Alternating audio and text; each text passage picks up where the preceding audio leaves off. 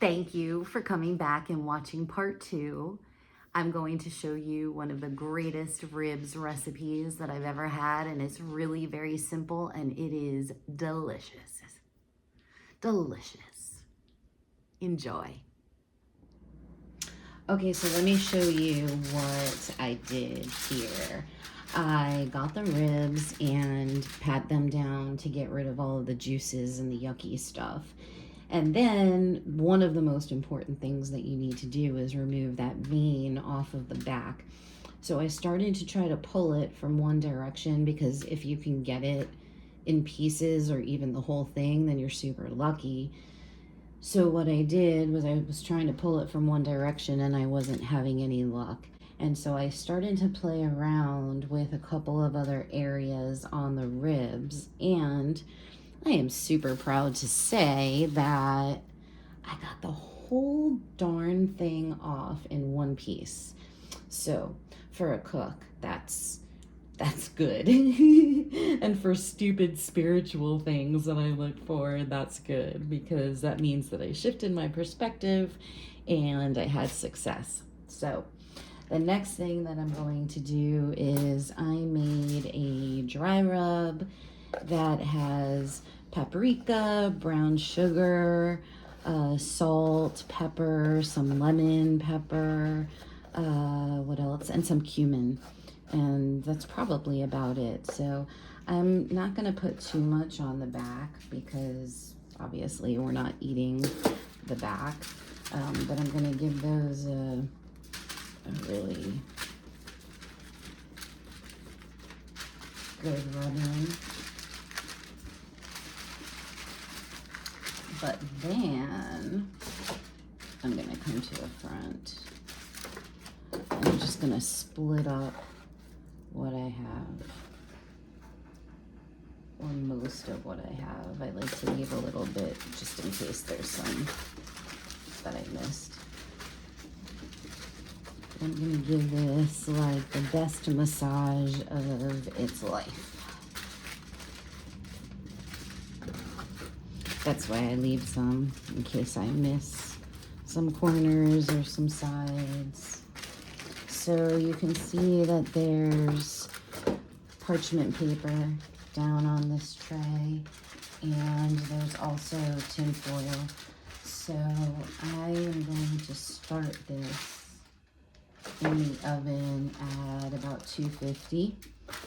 And I like putting the parchment paper down there. I just like that separator between the tin foil, and then it also doesn't get stuck.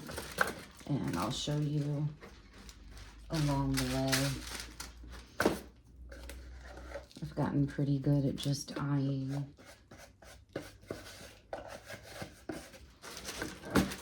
Okay, so you can see that looks pretty good to me.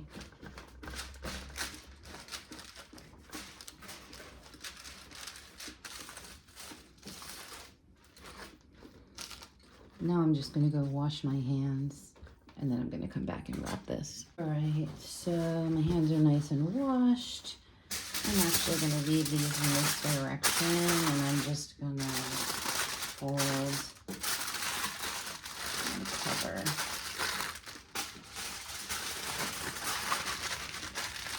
I actually like to use the very thick tin foil, but I ran out, and so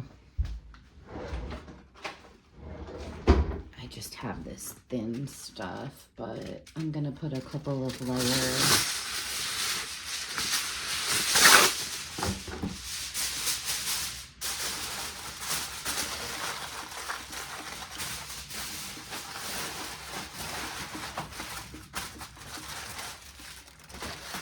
We're gonna put this in at 225 for about 2 hours. And then I'm going to take a look at the temperature, and I will get back to you and let you know what we're going to do from there. Hello! These smell so good, I have to tell you. I want to just tell you one thing.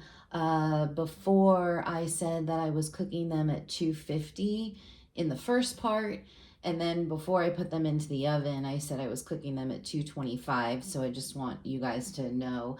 So I wanted you to know that I did cook it at 225. And I checked it at 2 hours, and I just wanted to take a peek at it. I knew that it would be nowhere near ready, so I'm not gonna bother to show you that, but this has now been cooking for almost 3.5 hours at 225, and this is how we're looking right now.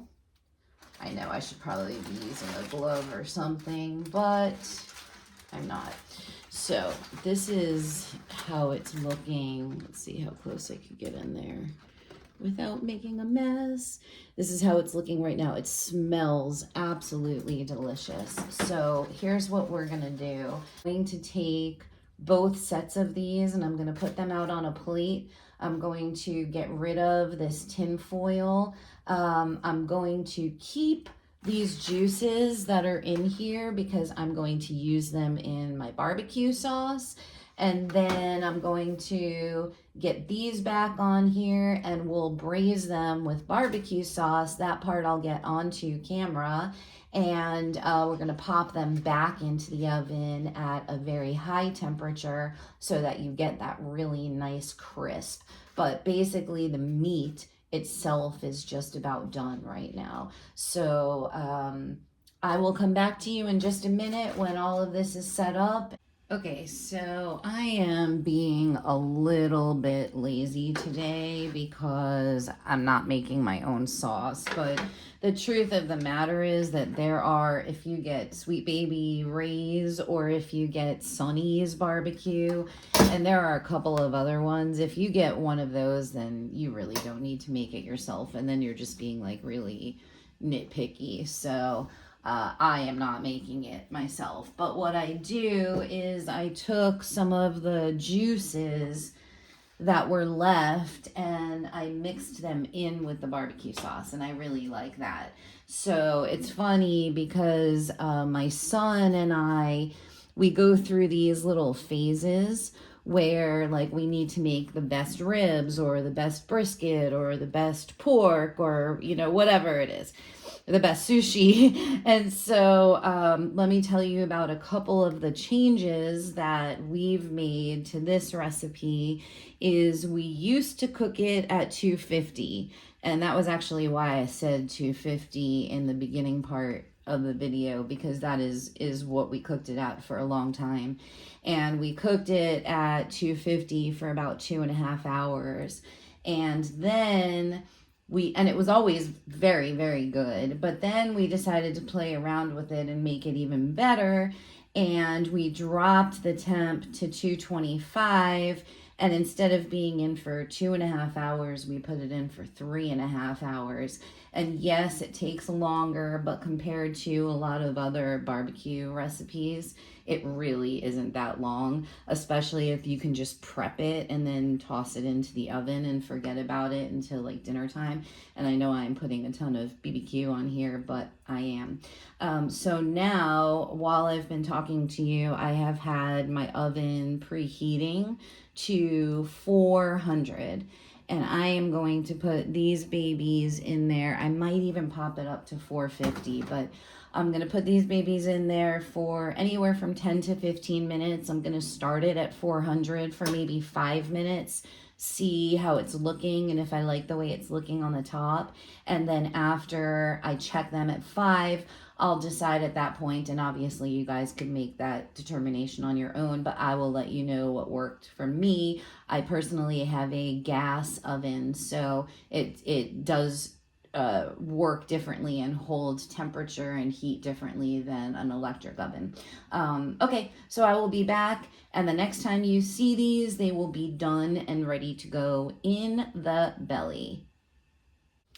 Okay, so these just came out of the oven.